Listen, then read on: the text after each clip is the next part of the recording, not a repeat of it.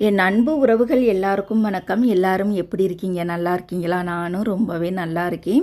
இன்றைக்கி என்னோட vlog தான் நான் உங்கள் கூட ஷேர் பண்ணிக்க போகிறேன். அது கூடவே பார்த்திங்கன்னா இந்த தையல் வேலை செய்கிறவங்களுக்கு நான் ஃபாலோ பண்ணக்கூடிய விஷயத்தை தான் நான் உங்கள் கூட ஷேர் பண்ணிக்க போகிறேன். கண்டிப்பாக உங்களுக்கு யூஸ்ஃபுல்லாக இருக்கும். இந்த தையல் வேலை பண்ணுறவங்க பார்த்திங்கன்னா குடும்பத்தையும் நம்ம ஓரளவுக்கு மேனேஜ் பண்ணி கொண்டுட்டு வந்துடுவோம். குழந்தைகளையுமே நம்ம கொண்டுட்டு வந்துடுவோம். ஆனால் இந்த கணவரை எப்படி மேனேஜ் பண்ணுறது அதை பற்றி தான் வீடியோவில் நான் உங்கள் கூட ஷேர் பண்ணிக்க போகிறேன். வீடியோவை ஃபர்ஸ்ட்லேருந்து லாஸ்ட் வரைக்கும் பாருங்கள். இன்றைக்கி ஆகஸ்ட் 15 சுதந்திர தின விழாங்கிறனால எங்கள் பசங்களுக்கு லீவு. அது மட்டும் கிடையாது, ஊரில் இருந்து பார்த்தீங்கன்னா என்னோட ஹஸ்பண்ட் லீவுக்கு ஒரு 10 நாள் லீவுக்கு ஊருக்கு வர்றாங்க. அதனால நானுமே இன்றைக்கி கடைக்கு லீவு போட்டுட்டேன். காலையில் டிஃபன் வேலையெல்லாம் முடிச்சுட்டு மதியானம் லஞ்சுக்கு பார்த்தீங்கன்னா சாதம் சுட சுட நான் சட்டியிலே வடிச்சிட்டேன். நாங்கள் 3 பேர் இருந்தோம்னா சட்டிலேயும் வடிச்சுப்பேன். லேட் ஆயிடுச்சு அப்படின்னா மட்டும் நான் குக்கரில் செஞ்சுக்கிருவேன். எல்லோரும் இருக்கனால நான் இன்றைக்கி சட்டிலே வடிச்சிட்டேன். அப்புறமா நம்ம காய்கறி வேறு இந்த வாரம் வாங்கலையில், அதனால் பார்த்திங்கன்னா கேரட் போட்டு நான் சாம்பார் வச்சுட்டேன். இருக்கிற காயை நம்ம சமைச்சிட்டு ஃப்ரிட்ஜெல்லாம் நல்லா க்ளீன் பண்ணிவிட்டு அதுக்கப்புறமா நம்ம மார்க்கெட்டில் வாங்கிக்கலாம்னு விட்டுட்டேன். அப்புறமா பருப்பு கலந்த ரசம் வச்சுருக்கேன். எப்போதுமே சாம்பார் வச்சுட்டேன் அப்படின்னா ரசம் கண்டிப்பாக நான் வச்சுருவேன்.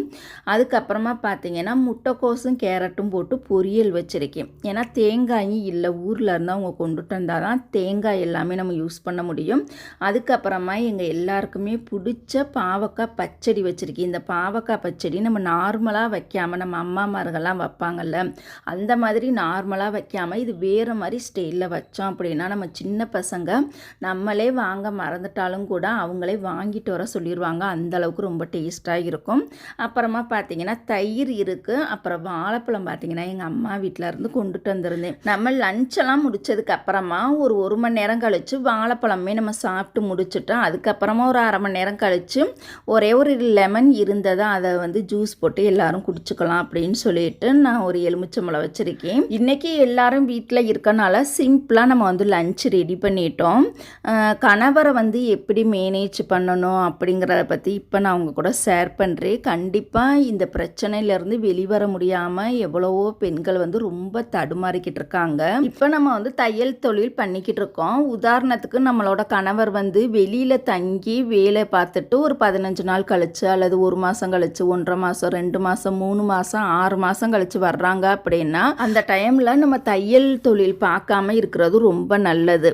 ஏன்னா அவங்க 1 மாதம் லீவ்லையும் வரலாம், இல்லை 20 நாள் 10 நாள் லீவில் கூட வரலாம். அந்த டைமில் நம்ம குடும்பத்தை தாங்க ஃபஸ்ட்டாக நம்ம பார்க்கணும். அந்த டைமில் நம்ம தையல்னே இருக்கக்கூடாது. அந்த டைமில் ஒரு 10 நாள் 20 நாளைக்கு தையலை ஓரம் கட்டி வச்சுட்டு குடும்பத்தை தான் நம்ம ஃபஸ்ட்டாக கவனிச்சுக்கணும். இப்போ நம்மளோட கணவர் பார்த்திங்கன்னா நம்ம குடும்பத்துக்காக நம்மளுக்காக தானே வெளியில் தங்கி எத்தனையோ நாள் கழிச்சு எத்தனையோ மாதம் கழிச்சு வேலைக்கு போயிட்டு வீட்டுக்கு வர்றாங்க. அந்த 2 மாதம் 3 மாதம் அவங்களுக்கு ஹோட்டல் சாப்பாடே சாப்பிட்டு நிறைய பேத்துக்கு பார்த்திங்கன்னா உடம்புல எல்லா விதமான பிரச்சனையெல்லாம் வரும். ஹோட்டல் சாப்பாடெல்லாம் ஏதோ அவசரத்துக்கு 1 நாள் 2 நாள் 1 வாரம் வேணால் சாப்பிட்லாம்.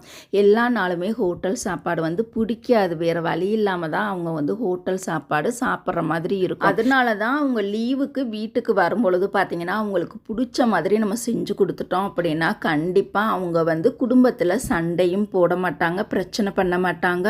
என்னோட மனைவி பார்த்திங்கன்னா எனக்காக பார்த்து சமைப்பாங்கன்னு சொல்லி மேலும் எக்ஸ்ட்ரா நம்ம மேலே அதிகமான பாசம் அன்பு எல்லாமே கூடுதலாகவே நம்மளுக்கு கிடச்சிரும். அதனால் கண்டிப்பாக நீங்கள் தையல் தொழில் தான் முக்கியம்னு சொல்லிட்டு குடும்பத்தை பார்க்காம குழந்தைங்களை பார்க்காம கணவரை பார்க்காம தையல்னு இருக்கக்கூடாது. உதாரணத்துக்கு இப்போ நம்மளுக்கு உடம்புல நல்ல ரத்தம் ஓடிக்கிட்டு இருக்கு, நம்மளுக்கு உடம்புல எந்த நோய் நொடியுமே இல்லை, உடம்பு நம்மளுக்கு ஆரோக்கியமாக தானே இருக்குது. எதுக்கு நம்ம கணவருக்காக நம்ம வேஸ்ட்டாக நம்ம நேரத்தையும் பொழுதையும் வேஸ்ட்டாக செலவு பண்ணணும். நம்மளுக்கு தொழில் தான் முக்கியம், நம்மளுக்கு பணம் தான் முக்கியம் அப்படின்னு நினச்சிட்டு குழந்தைங்களை சரியாக கவனிக்காமல் கணவரை சரியாக கவனிக்காமல் குடும்பத்தையுமே சரியாக கவனிக்காமல் எனி டைமு தையல்னு இருந்தோம் அப்படின்னா கண்டிப்பாக அது குடும்பத்தில் பிரச்சனை தான் உண்டாகும்.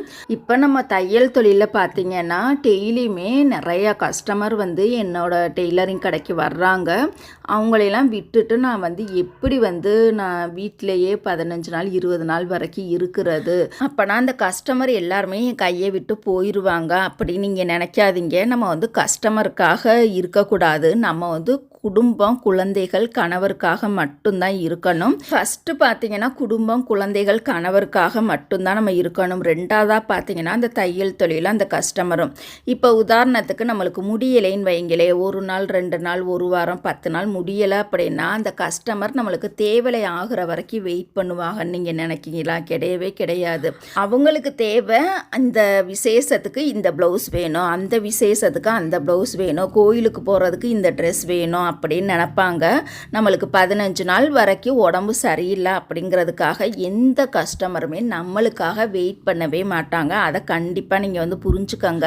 கண்டிப்பாக அந்த கஸ்டமர் பார்த்தீங்கன்னா நம்மளை விட்டுட்டு வேறு டெய்லரை நோக்கி போயிடுவாங்க. இந்த டெய்லருக்கு தான் 10 நாள் 15 நாள் முடியலை இல்லை, அதனால நம்ம இந்த விசேஷத்துக்கு அவசரமாக நம்மளுக்கு ட்ரெஸ்ஸு தேவைப்படுது, நம்ம வேறு தைய கடைக்கு போவோம் அப்படின்னு சொல்லிட்டு டெய்லரை வந்து அவங்க வந்து ஈஸியாக சர்வசாதாரணமாக மாற்றிக்கிட்டே கிடப்பாங்க.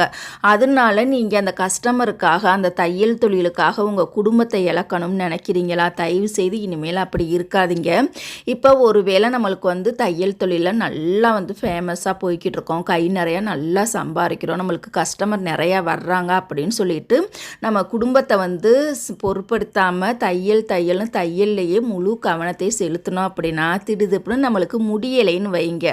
1 வாரம் 10 நாள் 15 நாள் 1 மாதம் முடியலை அப்படின்னா அந்த தையல் மிஷினாக நம்மளை வந்து காப்பாற்ற போகுது, இல்லை கஸ்டமர் வந்து நம்மளை காப்பாற்ற போகிறாங்களா? கிடையவே கிடையாது. நம்மளுக்காக கடைசி வரைக்கும் நிற்கக்கூடியவங்க யாருன்னு பார்த்தீங்கன்னா நம்மளுடைய குழந்தைகளும் நம்மளுடைய கணவரும் மட்டும்தான்.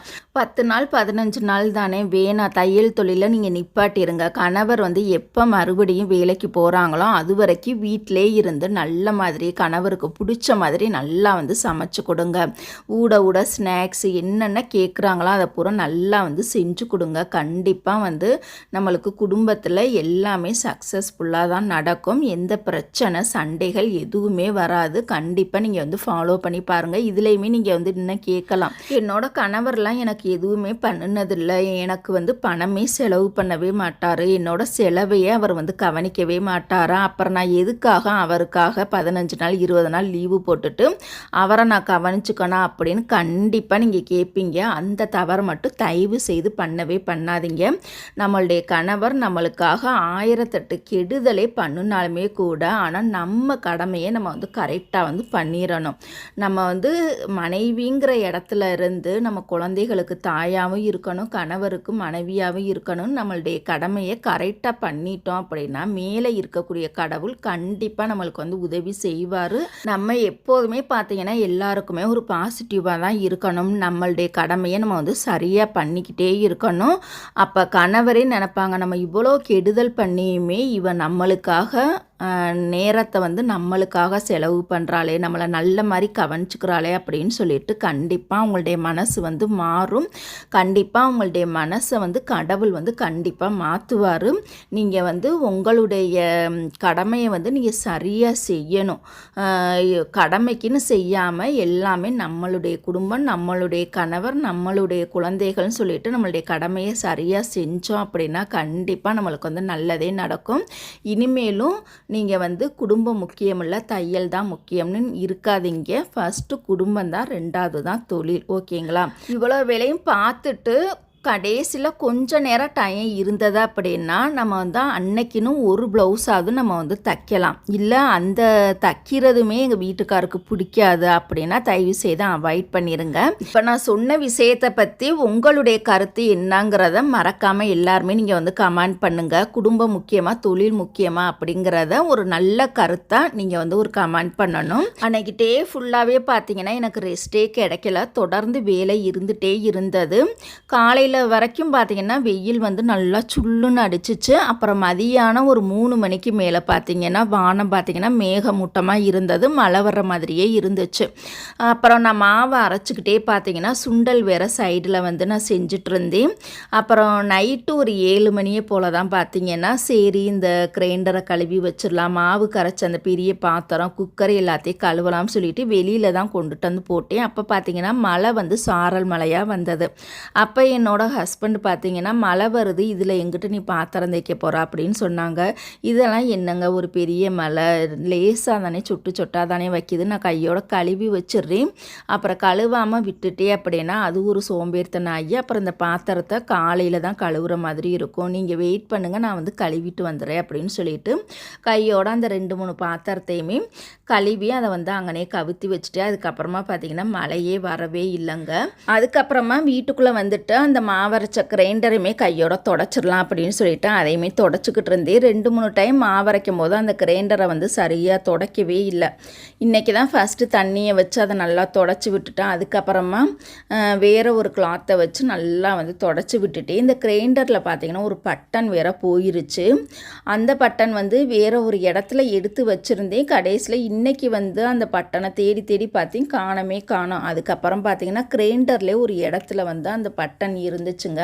ஏன்னா அந்த பட்டன் இருந்தால் தான் நம்ம வந்து அந்த லாக்கை வந்து ஓப்பன் பண்ணுறதுக்கு க்ளோஸ் பண்ணுறதுக்கு ஈஸியாக இருக்கும். அந்த பட்டன் இல்லாமல் அதை வந்து ஓப்பன் பண்ணவே நான் வந்து ரொம்ப கஷ்டப்பட்டேன். அதுக்கப்புறம் என்னோடய வீட்டுக்காரர் தான் அதை வந்து எப்படியோ நல்லா லாங் ப்ரெஸ் பண்ணி அதை வந்து அந்த லாக்கை வந்து எடுத்து விட்டுட்டாங்க. இதையுமே நம்ம வந்து கம் போட்டு நம்ம வந்து ஒட்ட வைக்கணும். அதுக்கப்புறமா ஒரு 8 மணி 8:15 அந்த டைமில் பார்த்திங்கன்னா என்னோடய கஸ்டமர் வந்து அவசரமாக ப்ளவுஸ் வந்து தைக்க கொடுக்கணும், நாங்கள் வீட்டுக்கு வர்றோம் அப்படின்னு சொல்லியிருந்தாங்க. சரி வாங்க அப்படின்னு சொல்லிட்டு நானும் மொட்டை மாடியிலே வாசப்படியை பார்த்துட்டே வெயிட் பண்ணிகிட்டே இருந்தேன். அதுக்கப்புறமா ஒரு 10 நிமிஷம் 15 நிமிஷம் கழித்து தான் இந்த சேரீ வந்து கொடுத்துருந்தாங்க. கலர் வந்து ரொம்ப சூப்பராக இருந்தது. இதுலையே ப்ளவுஸ் வந்து நீங்கள் தைச்சிருங்கன்னு சொல்லிட்டு சேரீயும் லைனிங் கிளாத்து கொண்டுட்டு வந்து கொடுத்துருக்காங்க. செவ்வாய்க்கிழமையே அவசரமாக வேணும்னு சொல்லி கொடுத்துருக்காங்க. அதை தான் நான் வந்து ஓப்பன் பண்ணி பார்த்துக்கிட்டு இருந்தேன். கலர் ரொம்ப பிடிச்சிருந்துச்சு. ரேட்டு பார்த்தீங்கன்னா 1000 ரூபாய்க்கு மேலே வந்து போட்டிருந்துச்சுங்க. அப்புறமா அந்த சேரீயுமே எடுத்து வச்சு முடிச்சதுக்கப்புறமா என்னோட சிஸ்டர் பார்த்தீங்கன்னா மதுரைக்கு போயிருந்தாங்க. அந்த வரலட்சுமி விரதம் அதுக்கு சாமி கும்பிட்றதுக்காக இந்த திங்ஸ் எல்லாம் வாங்கிட்டு வந்திருந்தாங்க. அதை பார்க்குறதுக்காக என்னை வந்து கூப்பிட்டுருந்தாங்க. நானுமே கரெக்டாக ஒரு 8:30 மணியை போல் தான் அவங்க வீட்டுக்கு போனேன். எங்கள் வீடு அவங்க வீடும் பக்கத்து வீடு தான். போய் பார்த்தா எல்லா பொருளுமே மதுரையிலே வாங்கிட்டாங்க. விலையுமே ரொம்ப கம்மியாக தான் இருந்துச்சு அப்படின்னு சொன்னாங்க. பார்த்தா ஒரு பிளேட் வாங்கியிருந்தாங்க. அவங்க வந்து ஒரு 21 பேருக்கு வச்சு கொடுக்குற மாதிரி வாங்கியிருக்காங்க. அப்புறம் கண்ணாடி வளையல், சீப்பு, கண்மை, அப்புறமா பார்த்திங்கன்னா கோன்லாம் வாங்கியிருக்காங்க. அப்புறம் 2 சைடுமே வாழை மரம் நிப்பாட்டி வைக்கிறதுக்காக அந்த ஸ்டாண்டெல்லாம் வாங்கியிருக்காங்க.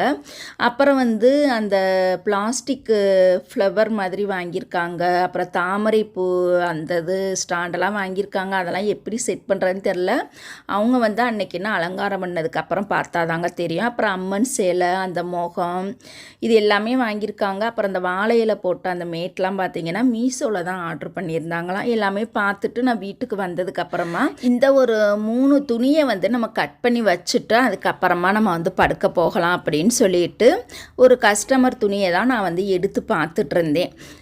இதை வந்து நம்ம கட் பண்ணி வச்சுட்டு தூங்கிடுவோம், அப்போனா இன்றைக்கி பொழுது வந்து நம்மளுக்கு பயனுள்ளதாக இருக்கும் அப்படின்னு சொல்லிட்டு இப்போ தான் நான் வந்து எடுத்து பார்த்துட்டு இருந்தேன். இந்த விளாக் உங்களுக்கு பயனுள்ளதாக இருந்ததா அப்படின்னா மறக்காமல் எல்லாருமே லைக் பண்ணுங்கள். உங்கள் ஃப்ரெண்ட்ஸ் எல்லாருக்குமே இந்த பதிவை மறக்காமல் நீங்கள் வந்து ஷேர் பண்ணுங்கள். நம்ம சேனலை சப்ஸ்கிரைப் பண்ணாதவங்க சப்ஸ்கிரைப் பண்ணிவிட்டு பாருங்கள். நம்ம வந்து அடுத்தடுத்து தொடர்ந்து நம்ம வந்து லென்த் வீடியோ தான் நம்ம வந்து அப்லோட் பண்ண போகிறோம். சண்டே விளாக்கில் நாளைக்கு நம்ம பார்க்கலாம். மறக்காமல் எல்லாருமே லைக் பண்ணுங்கள். நெக்ஸ்ட் வீடியோவில் பார்க்கலாம்.